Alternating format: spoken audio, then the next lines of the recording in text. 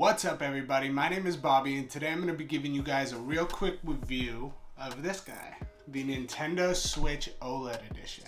So I've been testing it out for a couple weeks now and I've kind of come to a couple different conclusions about it. For those of you who don't know, Nintendo released a new version of their most popular console, which would be the Switch, and this iteration of it has a bigger screen that uses an OLED panel.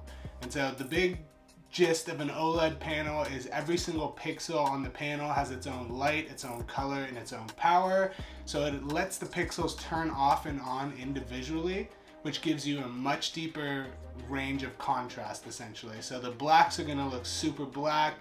The bright parts of the panel, whenever a scene is bright, are gonna look super bright, and the difference between them is gonna be very precise. And so if like one side row of pixels is lit up and the other one is black, you're not gonna get any light bleed. It's just gonna be pure contrast between the two, and that's why everyone was so excited for such a higher quality screen to be coming to the Nintendo Switch. So other than the new panel, honestly not a lot has changed with this iteration, which is a little bit disappointing considering we've been waiting a while for like a Switch Pro or some version of the Switch that's gonna have a better processor or that would let you do 4K gaming or just kind of a myriad of things that people were hoping for.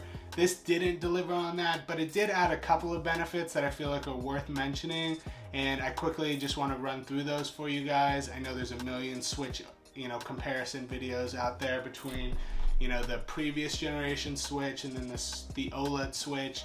I'll touch on a couple things, but for the most part I think there's like a few key differences that I think are worth noting.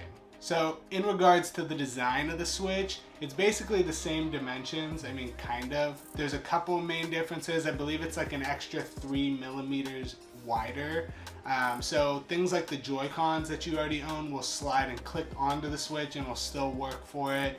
But certain things like handheld little cases. So something like this, one of these like handheld grips that you normally put the Switch in to kind of have better handles on it, since Joy-Cons kind of suck as far as like long-term use and how comfortable they are. Things like that for the most part won't work. So there's definitely some things like cases, for example, where there was already a little wiggle room in the case, and when you put your Switch in it, it'll still fit. It'll just be a little bit more snug. And then things like this that are much tighter on the actual Switch itself, you wouldn't be able to use because these are designed for the 3 millimeter smaller iteration of the Switch. So unfortunately, if you have something like this, you will need to get a new version. Now, the actual console itself will come with 64 gigs of internal storage now, which is an upgrade from the previous generation. And then another physical difference I noticed is the actual game cartridge slot. I think it's actually like a little harder to get open now, but I mean, that is what it is. It's not like difficult, it's just not as easy, if that makes sense.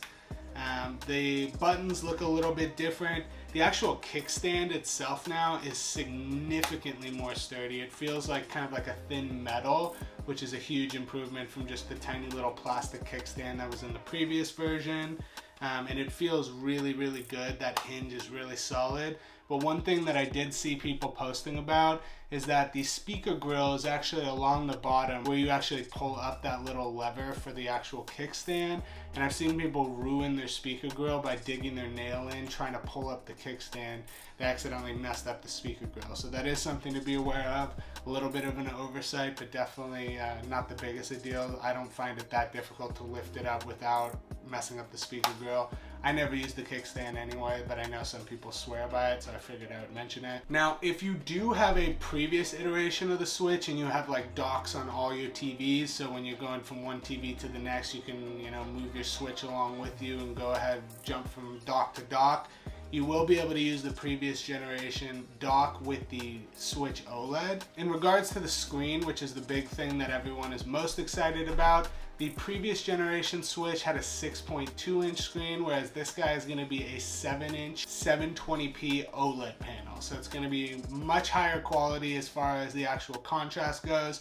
It is still 720p, but when you're talking about a screen this small, I mean, it is what it is. I would have probably preferred a nicer one. I didn't even know it was possible to make a 720p OLED. Maybe that's just me coming from the TV world. There's no 1080p OLED televisions that I'm aware of, so a 720p OLED, that's just kind of funny to me personally. But I guess the pixel density is enough to where it still looks really solid. Now, one of the biggest drawbacks to OLEDs typically, especially in the TV world, is burning in of the actual panel. So if you leave a stationary image on the screen for too long, in really early iterations of OLED TVs, there would be a burned in image of whatever that stationary image was in those pixels, since they're, keeping the same image up and burning brightly to illuminate it. It would burn in the panel, and people were curious if that was going to happen with the OLED Switch. As far as what we've seen, no one's reported any issues with burn-in. There's another YouTuber that I watch sometimes by the name of Wolfden, and I'll link his video down below. But he did a video where he left it on the exact same image, I think for like a week straight or something like that, and there was zero burn-in in the panel. So that just kind of goes to show you it's pretty difficult to have an image burn into this screen with regular use. But who knows, maybe that'll change over time. But at least for right now, it looks like it's pretty damn difficult to get this guy to burn in. Now, as for battery life, mileage varies depending on how much you use your Switch and what kind of gaming you're doing. But typically you can expect from 4 hours to 9.5 hours. I know that's a super wide range. My experience has been it's super solid. I have yet to sit and use it for one session where I burned out the battery. I do have other consoles that I mess around with though, and I don't game for that long every day. But it is something to note that the battery life is spectacular on it, even with that better panel. Another thing I noticed too are the speakers sound really good, at least compared to the old one. I noticed it immediately, even just when you're like clicking through the menus. It's very clear, it feels more full, and it gets louder in my opinion. So I think overall, if you're the kind of person who likes to game and have the volume on without headphones, that's pretty sweet. They also added Bluetooth, which is unbelievably awesome in my opinion. I think that's like, honestly, that alone was almost enough for me to get a new one, because I can't tell you how many times like I've been in bed and my girlfriend's asleep and I wanted to play Switch and I couldn't with the volume on, and I would have to, find headphones that still have a cable and plug it in, and it's just the whole thing. It's awesome. Now I can pair my AirPods with it and it worked perfectly. I can pair my Sony over-the-ear Mark IVs with it and it works perfectly. That was a huge addition in my opinion, which it's kind of wild in 2021. I'm getting hyped about the addition of Bluetooth to a device, but here we are. Now there also is a feature in the menus that's like console screen color. It basically lets you really get a full vibrant image of whatever it is you're looking at.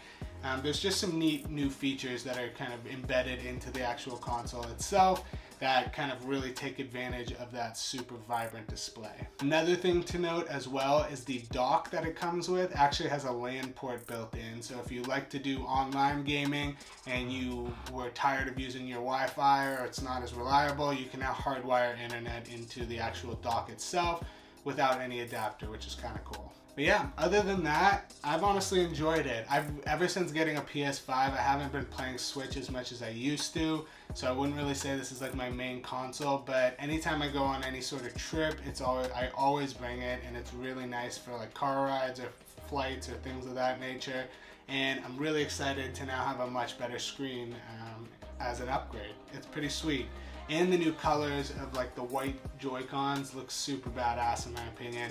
I'm excited to see what developers do with this new panel, how they utilize their games to basically take advantage of its full potential, because right now really the big flagship that released with the actual Switch OLED was Metroid Dread, which looks phenomenal.